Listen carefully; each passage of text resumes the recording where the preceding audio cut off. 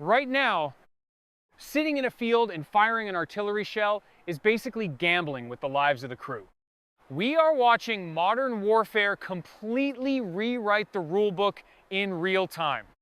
What worked in the forward operating bases of Afghanistan is a literal death trap today.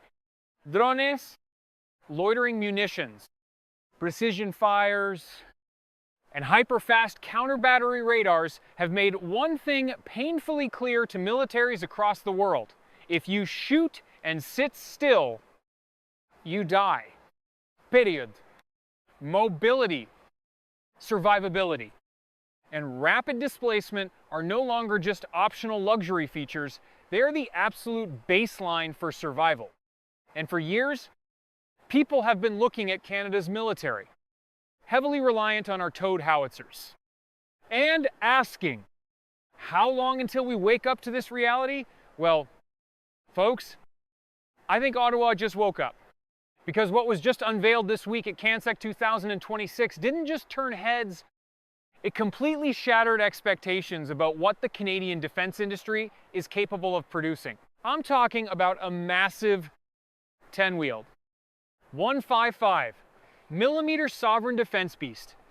They call it the GRIZZLY LAV Self-Propelled Howitzer. And let me tell you, this thing is sending absolute shockwaves through the artillery world right now. Most analysts assumed Canada would just look overseas, buy something off the shelf, and call it a day. But no, General Dynamics Land Systems Canada stepped up to the plate and dropped a monster built right here at home. But wait, because the vehicle itself is only half the story. There is a specific, highly automated technology mounted on the back of this thing that changes the entire tactical map for the Canadian Army. Before we dive into that game-changing tech, we need to clear up some major confusion floating around the internet. You might have seen footage online of the RCH 155 artillery module mounted on Boxer or Piranha platforms. And people are wrongly calling that the Canadian system. That is not the GRIZZLY. The vehicle presented at CANSEC is a distinctly Canadian proposal, built on a Canadian-designed and manufactured light armored vehicle platform. We have nearly 50 years of institutional knowledge with the LAV family. Our mechanics know it. Our crews know it. Our supply chains are built for it. When you build a new weapon system around a chassis, you already understand. You cut out years of friction, maintenance headaches, and training nightmares. But here is where things get truly interesting. General Dynamics partnered with KNDS from Germany to mount a highly automated, uncrewed 155 millimeter artillery module onto the back of this 10x10 Leviathan. And the absolute most crucial part of this module, it has a combat-proven fire-on-the-move capability. Think about that for a second. Traditional self-propelled guns, even the really good ones, have to stop, brace, fire, and then pack up to move. That takes time.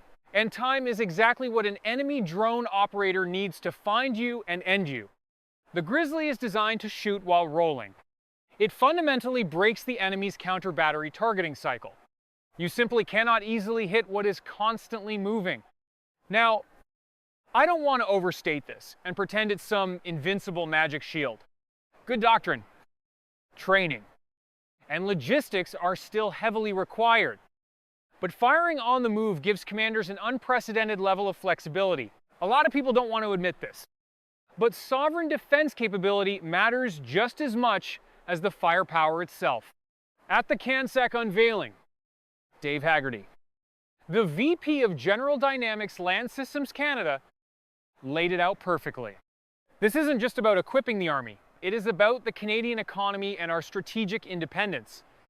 The GRIZZLY is built in Canada, by Canadian workers, with Canadian engineering, using Canadian suppliers, and framed with Canadian steel from Alma.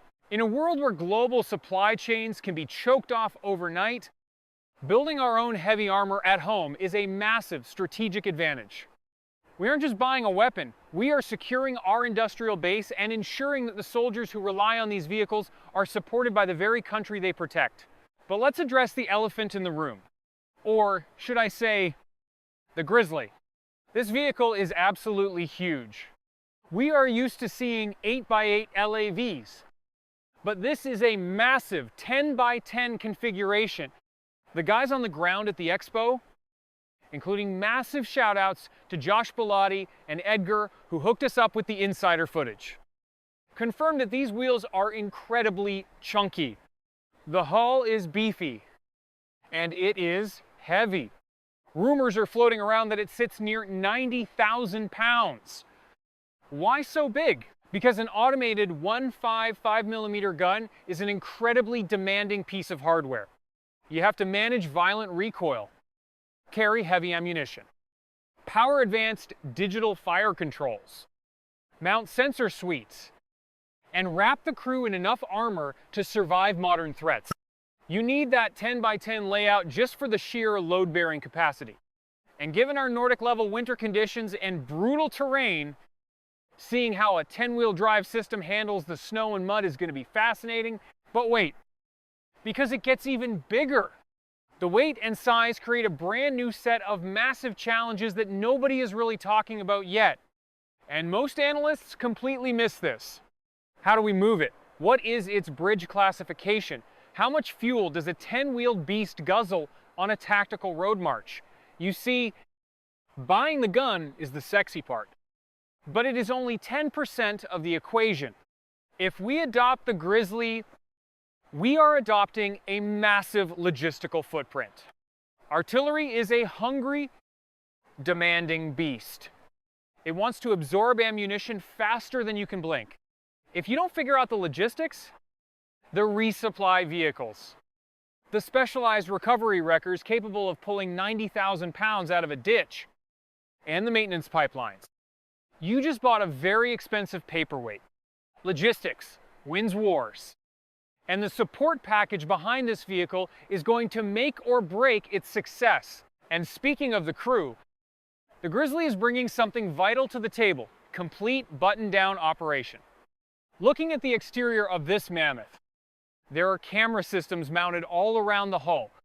There's also a muzzle velocity measuring system right near the barrel, feeding real-world ballistic variables directly to the fire control computers. Why does this matter?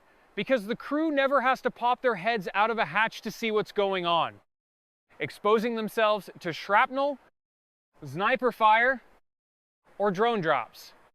They maintain total situational awareness while operating entirely protected from within the armored hull. That level of survivability is absolutely non-negotiable on today's battlefield. Now, I need to stop and correct another wild rumor I've been seeing. Because the Grizzly has advanced sights and can theoretically shoot straight, some people are running around calling it a tank destroyer. Let me be perfectly clear. It is not a tank. If you drive a Grizzly into a direct tank-on-tank engagement, it is not going to fly. Yes, a 5mm gun can be used in a direct fire role in absolute emergencies to blast a fortification, a building, or a very unlucky exposed vehicle. It gives you tactical flexibility, but a self-propelled howitzer is an indirect fire weapon first and foremost. It does not replace heavy armor, and it should never be treated like a frontline brawler. So where does this leave our beloved M777 towed howitzers? Are they suddenly garbage? Absolutely not. They are light, accurate, incredibly combat proven, and genuinely useful for expeditionary forces, lighter infantry support, and training missions. Towed guns absolutely still have a major place in our doctrine. But if Canada is seriously preparing for high-intensity conflict against a capable adversary with massive artillery networks and drone swarms, relying entirely on towed guns is a recipe for disaster. We are not in the fobs of Afghanistan anymore. We need a vehicle that can support mechanized forces, relocate instantly, and survive under intense observation. The Grizzly looks like a very serious Very capable attempt to answer those exact requirements. But the real question is one vehicle enough to modernize Canadian fires? The answer is no. And this is the part that should have every Canadian paying close attention. A 1.55 mm gun brings persistent, high-volume fire support closer to the tactical fight. But Canada also desperately needs rocket artillery. We are talking about HIMARS, or similar systems that can strike targets far beyond conventional tube artillery ranges with absolute pinpoint precision. If Canada is truly looking at indirect fire modernization, we need the Grizzly for the tactical volume. And we need rockets for the deep strike. We need both levels. And we need the drones, the counter-battery radars, the command systems, and the electronic warfare protection to make them actually work together as a lethal network. Seeing a sovereign, Canadian-built LAV-based self-propelled howitzer at CANSEC is the most encouraging thing I have seen in Canadian defense procurement in a very long time. For years, conversations about artillery modernization felt incredibly slow, constantly stuck behind other priorities.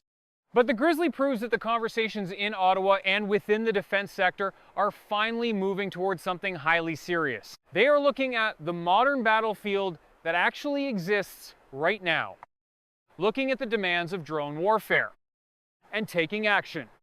I am actively trying to set up an interview with a senior officer involved with the Canadian Forces transformation to dive deeper into how quickly this can happen. Because the momentum is clearly building, but the battle is far from over. Showcasing a prototype at an expo is one thing. Actually integrating this massive system, funding the ammunition production, figuring out how reserve units will augment regular forces, and fielding this beast at scale is a totally different political war. Will the government commit to the full system, or will the momentum fade? We are going to find out very soon. I want to know exactly what you think about this massive reveal. Is a heavy 10x10 wheeled beast like the Grizzly the right direction for Canada's artillery future? Or should we be looking at tracked systems like the K9 Thunder? Let me know down in the comments right now. Because this is exactly the modernization conversation we need to be having. Make sure you hit that like button. Subscribe so you don't miss the next major defense breakdown.